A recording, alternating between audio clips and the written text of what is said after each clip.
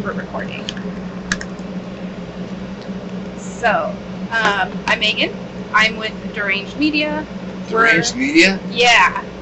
They're a new up-and-coming media production company based out in Boston, so I'm their only photographer out here. Okay. We got to do some pretty cool shows. Are you shooting tonight? I am shooting tonight, yeah. That's awesome. Awesome. Thank you very much. No, thank Make sure we you. can see you so we can make faces. Oh, hell yeah. I'm excited. So I just want to give you guys a little insight about us, and we're definitely like growing and getting bigger this year, so it's really cool. Congratulations. So you guys are on tour, and are you guys performing together, or are you guys doing like your own separate? Separate together. Love it. Are we what? Our brains are separate, but we're on the same stage. Yeah. Yeah. Okay. Cool. And then if you guys want to introduce yourselves for everybody else to hear and see, or well, hear. Okay. Yeah. You want to go first? Well, my name is Phil X. I play guitar. I sing my ass off, and try to split my pants every night. My name's Kurt Deimer. I'm talking really loud right now. Is that too loud, Phil? No, that's really good. You're competing with the air conditioner. I usually talk That's like brutal. this, but no, my name's Kurt Deimer. Our band is Kurt Deimer, and we're getting ready to play the Marquee tonight here in Tempe, Arizona. And we are going to be playing songs from our first debut EP, Work Hard, Rock Hard, and our new single, Hero, for the folks here in Tempe, and we're happy to be here. It's a great actual single. Have you heard it? Oh yeah, I was listening Cool. to you guys, and you guys are really good. I like the sound. I like the vibe. It almost Thank you. feels like a mix of a couple different genres of rock, and I really like that. Yeah. That's what we're well, trying to do, yeah. I think you kind of nailed it. Yeah. Yeah. So you guys are on tour. How do you like being on tour? I love being on tour. I love working. I love to not be sitting around. I'd rather be playing every night. We had an off night last night. I get kind of lost. But I love being on tour. I love working, and I love creating. But it's also important to me to see the family when we can. For instance, Phil yesterday got to spend the day with his family, and we went to Disney. We went to Disneyland. Yeah. I love Disneyland. So we were there, yeah. I mean, he's got it, man. If we're making music, we feel blessed.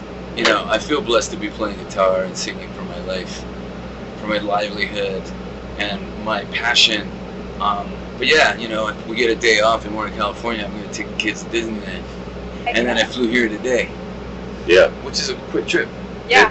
In our band's like a family. It's like our family away from our families. We've built a band and got the guys that we thought would fit really good with us and our values. And we're just a hard-working family band who cares a lot about family. So. See, that's awesome. I know you mentioned when you have a day off, you visit family. How else do you keep in touch with your family when you're on tour? Because I know sometimes that could be a hard thing. It's tough. I mean, FaceTime has been a savior. Yeah. It's all about technology, man. I don't know how they toured before FaceTime. I really don't. Like, I get on the phone or FaceTime with my wife and my kids, and both my kids, 6 and 8. They get on, Dad, did you know? And they're like rifling all that stuff at me, and it's like the best place you could be. It's pretty amazing. Yeah. But again, when we're making music, it just makes up for everything. Yeah. I mean, we're both very lucky and blessed that we can do what we love to do to make our living now.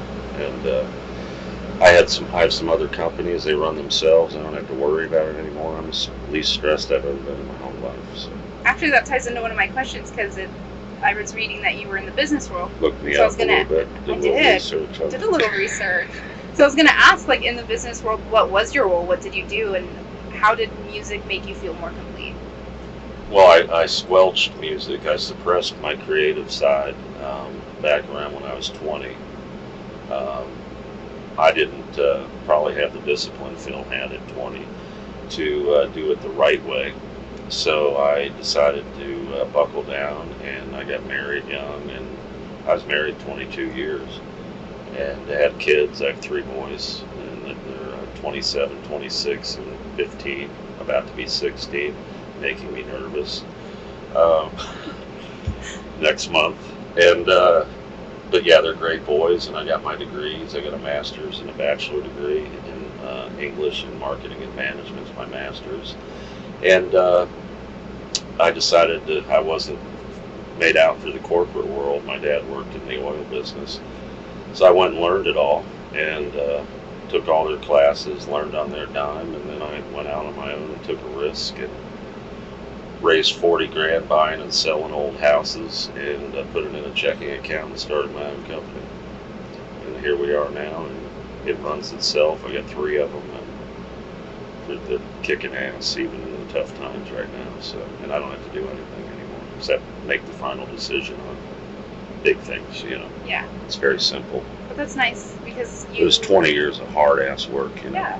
I started it by myself. I did everything at the beginning. So. Yeah. And now you're doing Now something else you I'm love. doing it the same way, but I still get people around me in this music business. I wanted to get back into it if I saw a sign, and then if I could withstand the barrage of crap I was going to have to take to try to break, and it still goes on around me.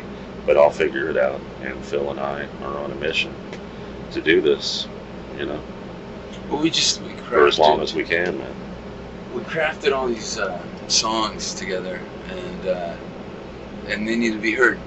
Yeah. So, and I think we do them justice. If not, we take them to another level live. And it's just an amazing process that we underwent to get here, and we just keep getting better at it. It's a lot of fun too. We have a blast, and we wanna spread the word, and we have the opportunity getting on these tours that we've been getting on, and you play when you're opening for somebody, you're playing to their crowd, and most of them haven't heard of us, so we just go on stage every night with the mentality we got to win the room, win as many of these people as we can. Right.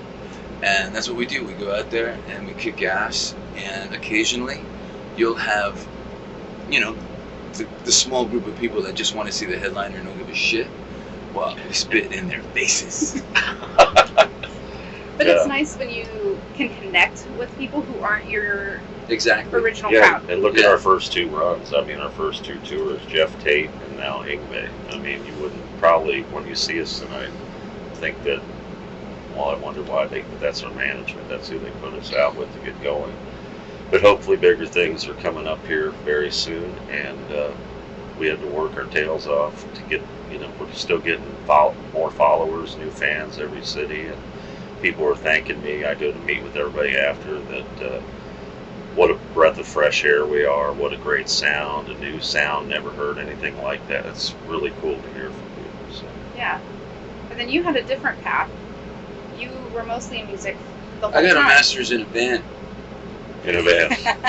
In a van and with a band. He went to Aldo Nova University. The Masters of Life. I went to, instead of going to school, I just finished high school, and not with good grades or anything. I was writing lyrics in English class. But I would just go out there and play as many places as I could, and I just crafted. I worked on my craft. I mean, it was kind of like just, what kind of player do I want to be? What kind of songwriter do I want to be? And how do I want to do this? And then I just jumped in, and when I was in Canada, I'm from Toronto, Canada. Before I knew it, I was getting more tours. I played with a local band called Frozen Ghost, and then it was Aldo Nova, and then I was in Triumph for a year and a half, and then after that, I was just I don't want to be a side guy anymore. I just want to be in bands, and outgrew Canada. So I moved to LA in '97 and started putting bands together there, and then I became a session guy. And then I got the almighty call from John Bon Jovi to see if I could fill in for Richie Sambora and Bon Jovi, and that my life took me down that road. And then at the same time, I still want to do other things. And I have my band called Phil X and the Drills, and it's a completely different canvas. And then when Kurt came along via Chris Lord Algae, who mixes and produces the project, that just was something else that, wow, I've never done anything like this before, and I'd love to do this. So, I mean, when you're a creative person, having several outlets is never, a speed bump. For me, it's just like dive into everything, naturally do what I do, and get to work with amazing people. Yeah, I think that's what makes you guys so relatable. Is I also was a musician and I stopped it. What do you play? I played the violin. Wow. I did it for 7 years and then I stopped. And then I did the route and I went to school and I got a degree. But then I found my creative and my way back to music through photography. So your story of coming back to music is very relatable, but then yours of continuing and going and fighting through it is also extremely relatable. Yeah. So it's just great to see both sides of it. Yeah, it's crazy. It's really cool too. We're very blessed to have Chris Lord-Alge.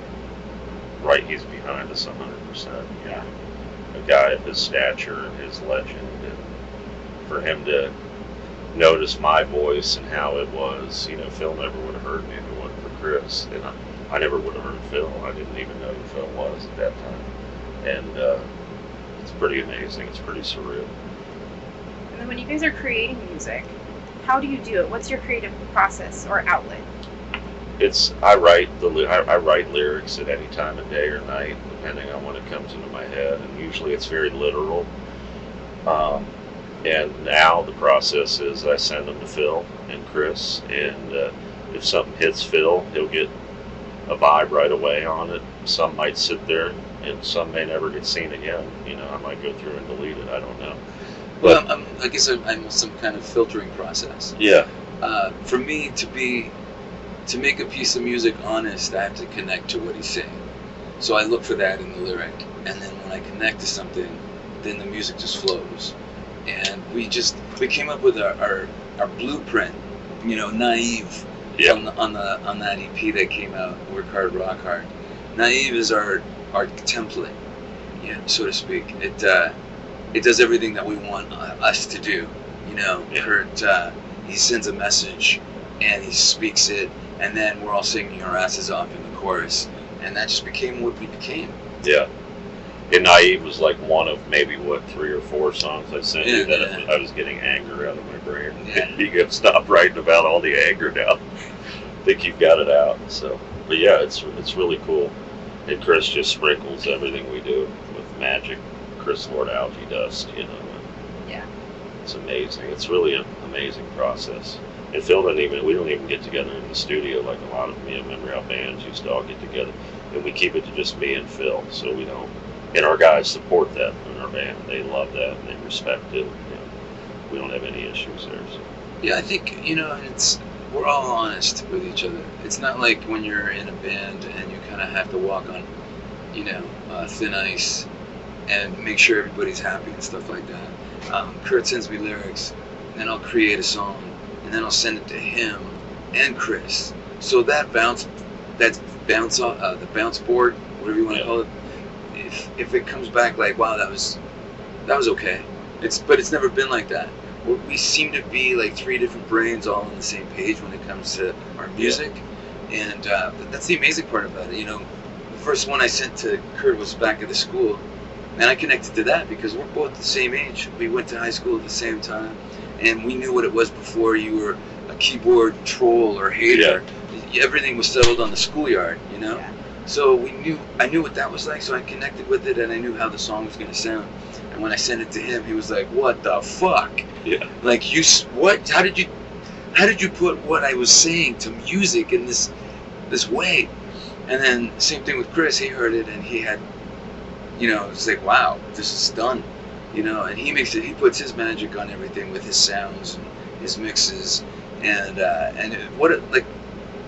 think about being a songwriter and sending a piece of music to a guy like Chris Lord-Alge, and he's the guy that goes, well, you know, I thought you needed a second pre-chorus, so I took the first pre-chorus and I copy and pasted it into the second pre-chorus, and like, what are you going to say? No, I don't like that.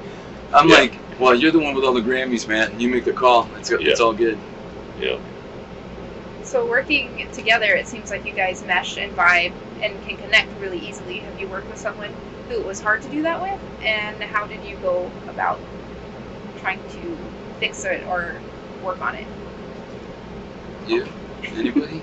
Well, I mean, you worked with Ben to start with. I worked with Ben. Ben's the original writer I worked with, and we still get along fine, and he understands that was our time, and what we did together, and he didn't have the wherewithal to, be able to do what I'm doing and to come out to California and take that chance. And so we have a good relationship, and we've had a few changes in our band, but we pivot. We have to adjust. I don't want to name any names or anything, but we also, for instance, our bass player Christian went down with a little case of the COVID at the beginning of the tour, but our merch guy Brendan plays bass and guitar and drums, so we didn't miss a beat. No. And we just kept going. So we don't ever. I don't ever have any animosity towards anybody. If it's just not working out, we have to move on. Now, Phil's been with a lot of people, so I don't know. Well, yeah, a million bands, a million members, even my band, The Trills, we've had like 20 drummers. And that's not because we got into a spat with anyone. It's usually because if you have a great drummer living in LA, they play in 10 bands. So when you're like, hey, we got to gig the Whiskey. Oh, sorry, man, I'm on tour with whoever. But, and even playing with Bon Jovi, I don't write with John. John has his way of writing, and it works with the way it works. And he's a fan of the Drills. He loves the Drills, but he can't sing a song called Middle Finger, So that's basically what it boils down to. I have a specific way I write that doesn't really mesh with anybody else, but it totally meshes with what we're doing. Yeah. Yeah. Kurt can be really literal, and I'm very tongue-in-cheek, and also I like being interpretive. Like sometimes you want the lyric to hit somebody in the head, and sometimes you want to make them want to think about it. Yeah. So once they come up to me and they go, hey, what did you mean by that lyric? And I don't know, what did you think about that lyric? And then they tell you, and you get something that you didn't even think of. That's an incredible process. So it's almost like you guys are like two sides of one coin. Hey, check you out. Yeah, pretty much. I mean, I literally, I'll write a song. It's like I'm writing a song. It's like a little mini story, and Phil interprets it the way he wants to interpret it, and it's like taking a test, and then he writes, there's his answer. This is what it can be. Yeah. Or I'll give him a little vibe in my voice memo thing on my phone, I feel he probably dies because I'm probably usually having a few beers. He's like, what the fuck's he doing? But I'll give him those kind of little vibes. Or like Naive, I said, it's what Limp Bizkit meets some other. I'll give bands sometimes what kind of feel I'm looking for. Yeah. It's amazing though how he's just on the same page with me. I don't think there's one song that you haven't picked that you decided to write and I didn't like. None. I don't think so. I think that's what makes it so great, and I don't think it's the success rate because anybody can say, hey, everything we do is great, wow, woohoo. I don't think it's like that at all. I don't look at it like that. I look at it like just lucky that we get to the finish line the same way and with the same appreciation for what we've accomplished. And I think that's really important for any band. And doing it and then stepping out on the stage. And I know our songs convey our message because Kyle, our sound guy, he's got us dialed in. When you come and see us live, we sound great. And it's a great way to hear a song you've never heard before. Because it's like on the radio, right? It's kind of like, hey, I heard the new Van Halen song on the radio last night. It sounded amazing. If it was like at a concert, sometimes you don't get it because it's so loud, but you're so adrenalized anyways. But so when people come up to us, and I have so many, from sound guys to mastering engineers to people that come to a Kurt Deimer show and go, holy man, that mix was amazing, you guys sounded awesome. Everybody gives Kyle kudos because he deserves it, but I don't think we could do it without him. He's like a sixth member of the band. I don't think we'd spread the message the way we do without an amazing sound guy. So our team is fantastic. Let's just put it that way. Yeah. That's awesome. It's great when you have a team that just works so well together because then you create amazing things. Yeah. So your music, does it have messages in it that you hope people will touch them in certain ways? Or has anybody came to you and said like, wow, that song, like it just... I write everything. I write everything trying to either tell a tale or help people maybe apply what I'm saying to their own life and maybe avoid some of the mistakes I've made, or make them think that they can be a very positive person in this world. And I try to get people to respect each other and care about each other. And here's a prime example. Our song, What You Saying in Hero, touch a lot of people when we play it. And the other night we were in Fresno, and a veteran came up to me, hugged me for like 2 minutes, and just said, "Brother, you touched me so much." And he was like tearing up and gave me his sergeant pin off his hat. Wow. And now I've got it on my hat. So, yeah, I try. I told my grandma before she died I was like a motivational speaker like my grandpa was, but I just do it through rock, and I just try to write things that motivate people to just have a good time, work hard all day, come party with us, and then go home and the next day think, man, what did he say again here? And then maybe it'll change their life in some way. Yeah. So I think that's amazing. Another question I had was, how did you get into music? Like, what first brought you in? How'd you start? For me, I was a child. I was like 5, and my dad played bouzouki. I'd come up. My background is Greek, so I grew up with Greek music, and my dad would play. And every time he went somewhere with a bouzouki, it was like Elvis was in the building, and he knew like 500 old political songs from the 40s, and he could make people cry, and he could make people laugh. And I thought, wow, this music thing—that's a powerful thing. yeah, Even then. And then I saw Elvis on TV and wanted to play guitar. And my dad loved Elvis, so he's like, you know, when I was 8, I had an Elvis Presley set, like blue suede shoes and and teddy bear. And I was 8, and my dad was like, we're at a big fat Greek wedding with 400 people, and he's like, hey, the band's taking a break, why don't you play your Elvis stuff? And I'm like, are you crazy? There's 400 people here. And I got up. He got me up. He said, you can do it, man. You can do it, Phil. Do it. So I got up there, and that was the taste. That was 8 years old. My blue suede shoes, teddy bear set, in front of 400 people that never saw an 8-year-old kid do that thing before. Because it was before YouTube. You know, you couldn't Google something did like they that. take a home video? No, but they tore their clothes off. No, But- just some of them. Just But it was, you have no video footage of it? oh man. I'd love to see that. I got it. Yeah, I think my uncle had some 8mm or some other stuff, but not that particular. But I found a picture of it. I'll show you Yeah. the picture. That'd be cool. But it's that was it for me. You know, that's when I realized. That's when I started entering all the talent shows at school, and then battling with bands later on in life, and jamming with other musicians and stuff. And that's when it became like an incredible passion, and nothing else was going to happen in my life with music.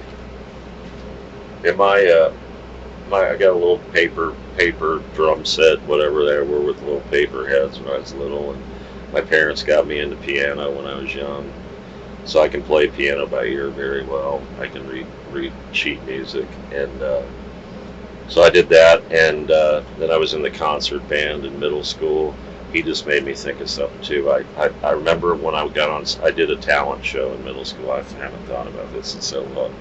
And I played football, and me and 2 of my buddies, we dressed up like women, and we went on stage and lip synced "You Make Me Feel Like Dancing" by Leo Sayer. Wow. And everybody went nuts, and and I loved it. And I was like the biggest of the 3 of us, right in the middle, and they're dancing on this. And I forgot all about that until he just said his Elvis thing. That's great. And I remember how much I loved that response, you know.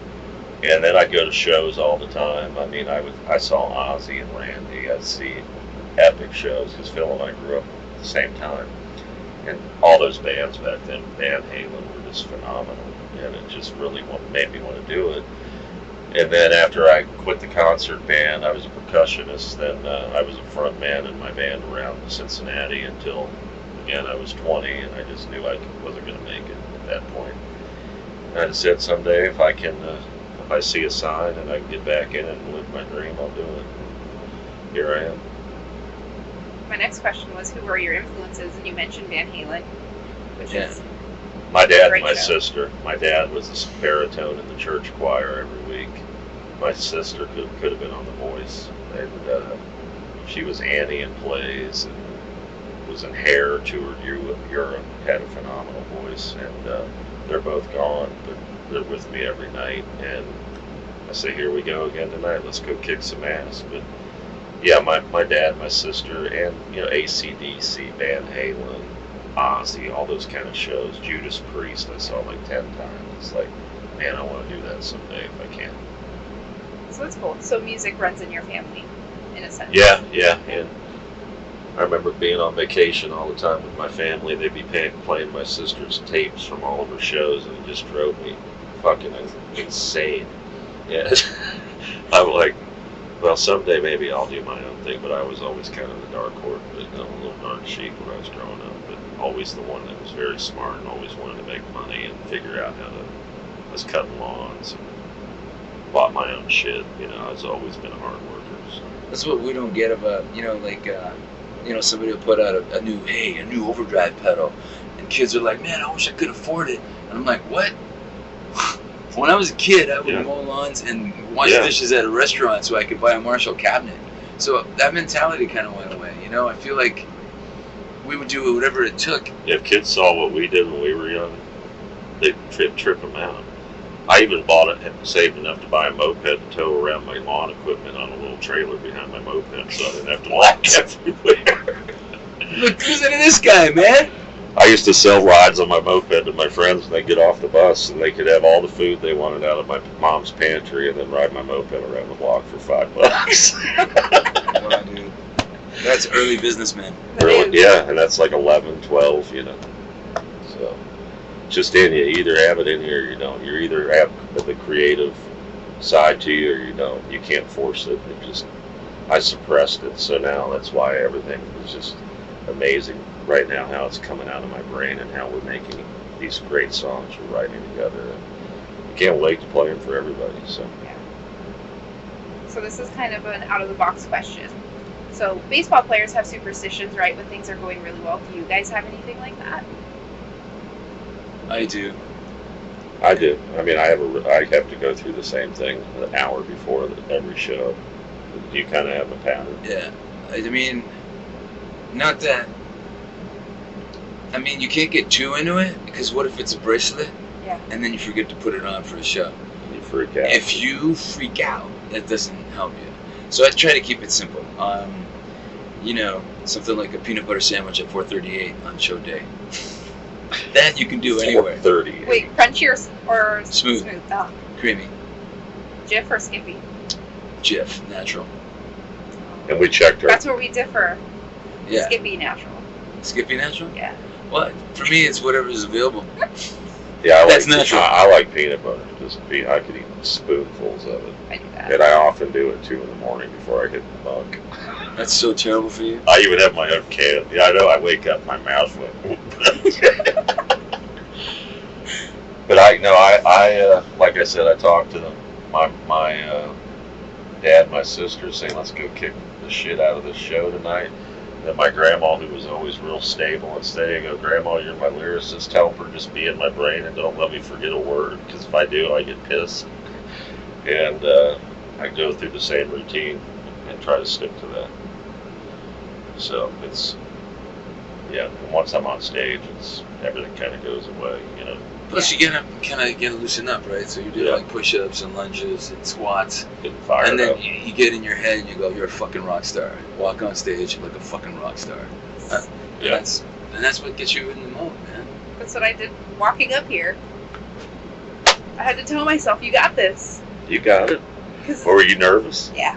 Who's not nervous? It's an interview process. It's a thing. It's almost like being on stage, but you know what? Not on stage. We're just having coffee without the coffee. Without the coffee. That's how you gotta look at it. Yeah.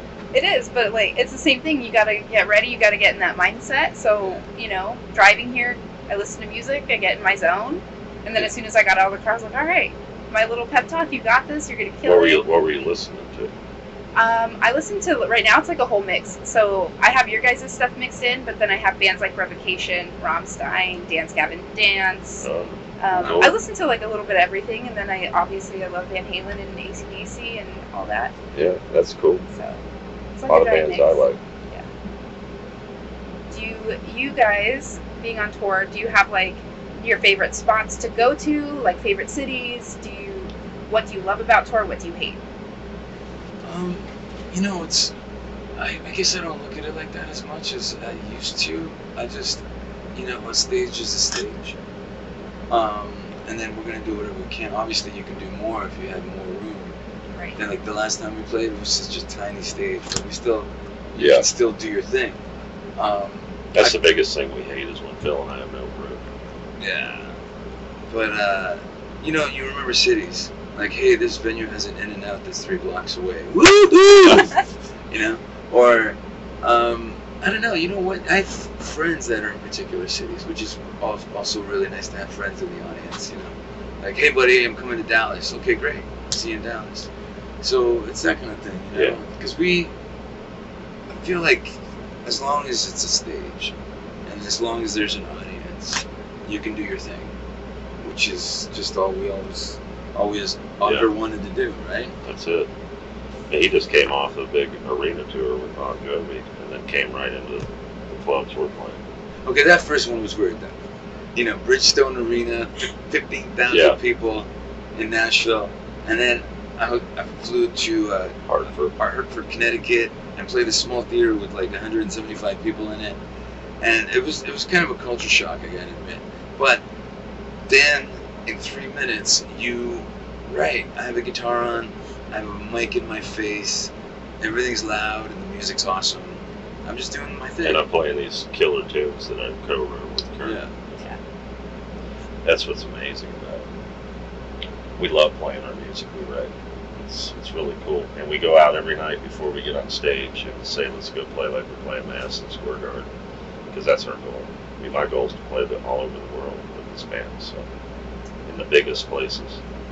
We'll get there. It takes a little bit of time. Yeah. I think you guys will listen to your stuff. It's fucking amazing. Thank you. I don't know, I really enjoy it. Thank you. But I was going to ask, since you've played some of those bigger venues, do you have a preference? Do you like the smaller shows or do you prefer the bigger ones? I mean, you know what's funny? Because when you think about all that stuff, when you're a young musician, your dream is to play the huge venues. But as I got older, I realized I don't care if it's 12,000 people or 12 people. I just do what I do. And sometimes in the bigger venue, you miss the intimacy. And sometimes when you're in the little venue, you miss the roar of the crowd.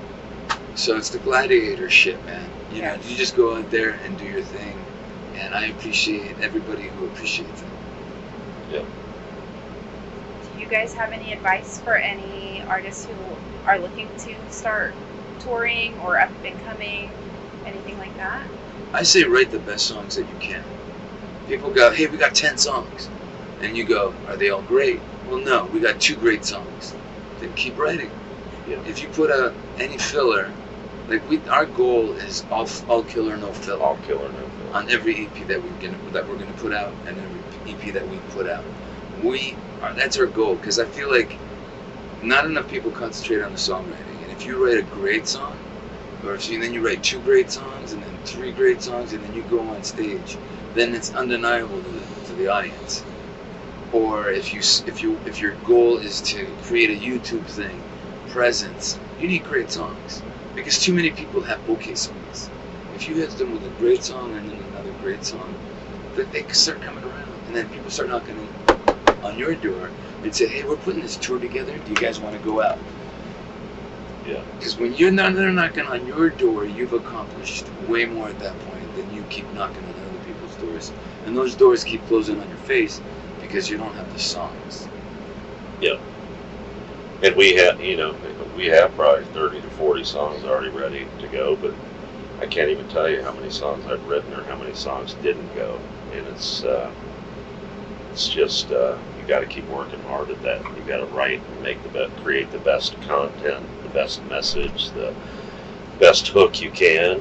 But a lot of these young people, they need to not go into this thinking, now I can live this glamorous life.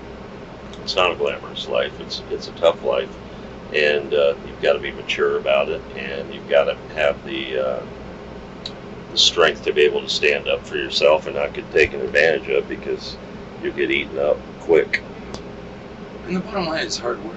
Yeah. But anything you want in life is hard work, and if you put the work in, the payoff can be your wildest dreams. Yeah. But it takes the work. Okay, so I don't want to take all your time, so this will be my last question.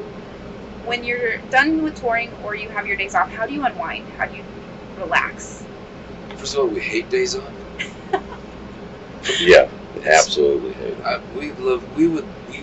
We'd be okay playing every night. I swear. Yeah. Okay. And We just finished 5 nights in a row until yesterday. but when we do take days off, we just got we always have a bus guitar, so for me it's easy to come back here, plug into the little amp, and if I'm not working on my hands, I'm working on riffs for the next batch, and I record everything into my phone, and then at the same time, we constantly, like even guitar wise, I know that even when I'm working on a song, I feel like, okay, it's solo time. What do I want to do? I need a new lick. I don't want to take anything I don't want to regurgitate anything. I want to come up with a new technique or a new lick that I can put in the next Kurt Deimer song. And I feel like that takes me to another level. I tell when I do master classes and clinics and people are like, how do you come up with all these licks? I go, the thing is, when you come up with a new lick, you can't just have it be a lick. You need to apply the lick. Like put it in a song or put it in a jam or something that you're working on, stick it in there, and then it sinks into your being as a musician. So, and I just try to do that as much as I can, and then obviously family time too. Like we said, I took my kids to Disneyland yesterday, and it meant the world to me. Getting up this morning, grabbing breakfast, and then they went back to Disneyland, and I jumped on a plane to come and make the show tonight. Oh, you got to stay there overnight? Yeah. That's cool. So it's, for us, it's what we do. What do you do on days off? I river dance. Do you know what that is? Mm-hmm. Yeah, I'm a river dancer. Oh, you got to see that. Then I do Pilates and yoga. Really into that. I'm kidding. My days off, I sleep or I think, or I take care of interview questions. I get a lot of interviews where I have to answer questions, and it drives me crazy because I can barely see the keyboard on it. It's so, I hate the little laptop I got to use. But I just keep caught up on that. I deal with management stuff. I'm trying to figure out what's best for Phil and I, going on. So I'm working. It's just not performing that day, because I have so much I have to process in my brain. I heard this really good quote, and I'll stick to it. There are show days and non-show days, but there are no days off. Because you're always grinding. Well, I've never cranking it out. Yeah, even when I had my other companies and I started by myself, I mean, my wife still wanted to go on vacation to Disney World, for instance, and I'd spend the whole day in the phone booth, because that was back when you had a calling card. You had to go on a payphone, and I'd be in there working the whole time. I mean, I haven't had a vacation like where I could just chill since probably '99, but now I'm chill. This is like being with my brothers and playing. This is like the best thing I could ever ask for, because we really love what we do. It's our passion. It's a great job. Well, that's really awesome. So thank you. Yeah. Thank you. It was a really cool interview, and I appreciate the opportunity and being able to talk to you guys. So, without you, people wouldn't hear. We need ears on our music. By the way, I love the name. I love the name Deranged Media. Yes. I love it. It's very cool. Good job. He did a good job, yeah. So, did you feel comfortable after you